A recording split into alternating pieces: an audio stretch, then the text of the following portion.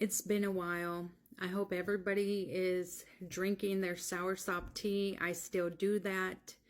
And I hope you're looking at my other videos. I do show where to buy it. But I want to talk about P.T.S.D. Post-traumatic stress disorder in people who have been diagnosed and gone through treatment for any kind of cancer. Yeah, any kind of trauma, emotionally, mentally, physically, will throw you into PTSD. I mean, I kind of thought it wouldn't really happen to me. I'm a really strong person, emotionally, mentally.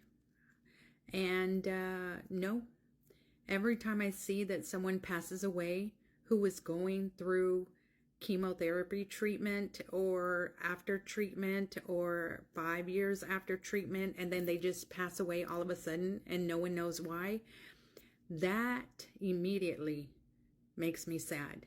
I get depressed. And I carry that for a little while, and I have to hide it from my kids and my family because I don't want them to see me that way. But it's scary. It makes me think like, oh my God, is that going to happen to me? I have plans that I still am working on to fulfill. And I want to make it to that point where it doesn't bother me as much, but it does. It does. I mean, it'll even linger a month or two or years. I mean, it's hard. I just want to make this video to let people know, if you know someone who has gone through cancer treatment, check on them, even if it's been years. Ask them how they're doing. Invite them to lunch, dinner. Bring lunch or dinner. Bring a snack over. Just come over and spend 30 minutes, an hour with them at their home. A phone call.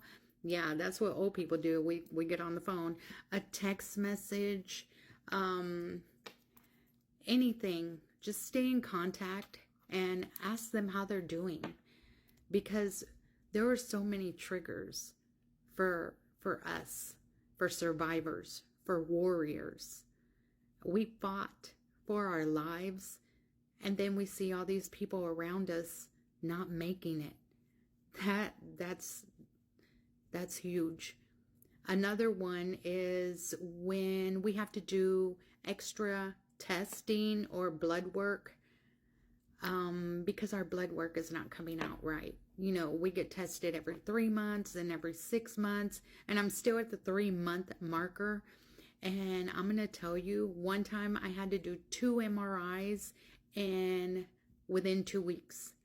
And that's with the dye. And everyone knows that dye is toxic.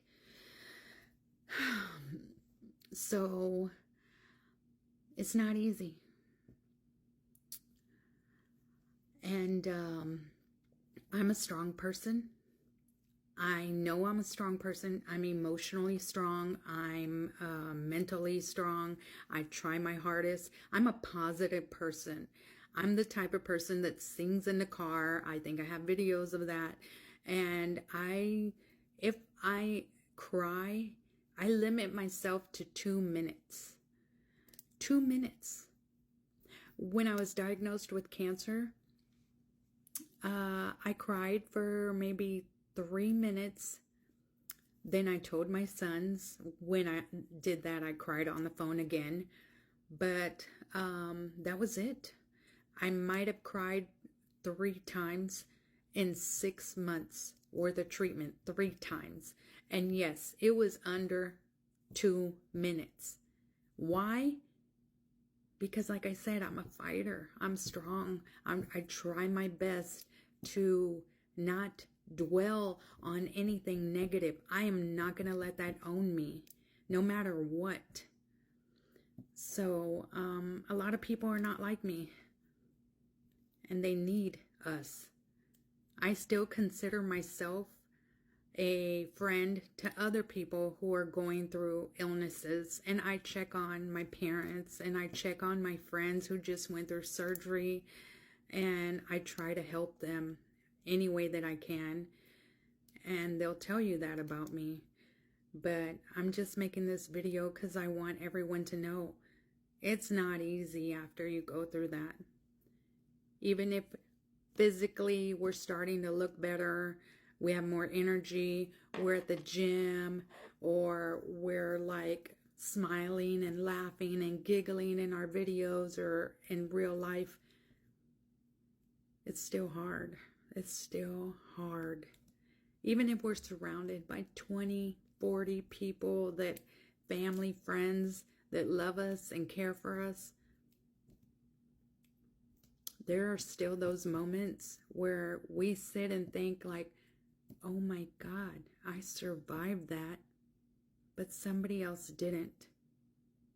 And that's when guilt comes in and all those other emotions. Check on your family and friends. Make sure they're okay. Sometimes they need that.